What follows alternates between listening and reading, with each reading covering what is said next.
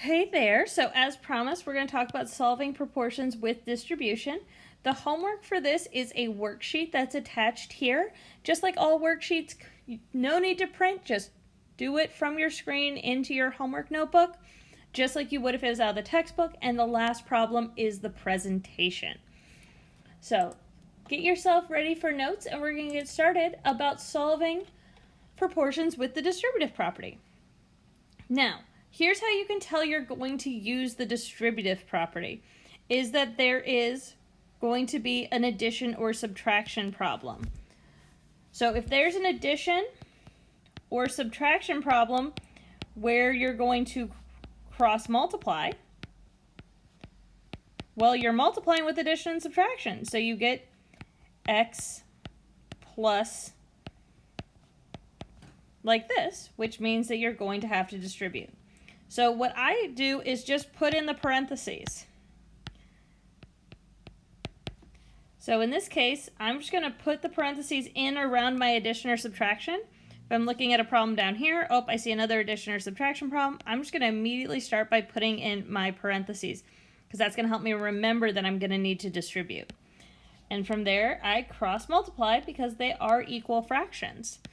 So I get x minus 2 times 8 is equal to negative 4 times 3. Now I want to distribute and simplify. If I so choose, since all these numbers are pretty easy, I'm going to just do that. They're all single digits.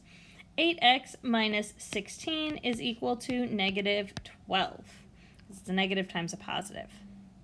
From there, it's again, we've gotten rid of all of our fractions, so it's a nice straightforward solving problem. Add 16 to both sides, so it stays equal, and we end up with 8x by itself is equal to 4. Get x by itself, divide by 8, and you get x is equal to 4 over 8, which we need to simplify to 1/2, or you could write it as 0.5. Either way is fine by me.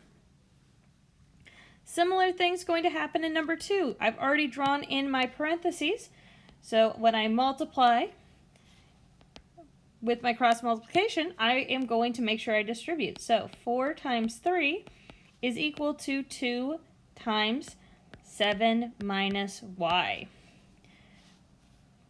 Now, because I've written in my parentheses, I'll remember to distribute. So 12 is equal to 14 minus 2y. Now I want to get rid of the 14. If I add it, I know there's a subtraction sign, but we want to subtract because 14 minus 14 equals 0, which means it cancels out, versus 14 plus 14 equals 28. So then I have negative 2 here is equal to negative 2y from right here. And then I divide both sides by negative 2. And I get my variable by itself. Y is equal to 1 since the negatives cancel out. And then 2 over 2 is 1.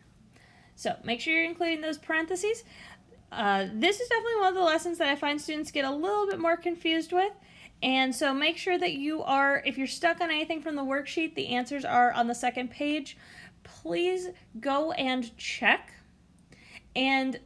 those answers, and then if you're stuck, nominate them in the forms. And I'm going to try to check those several times throughout the next week, and if you're stuck on any, it's really helpful for me to know. And even if you're the only one stuck, that's really unlikely.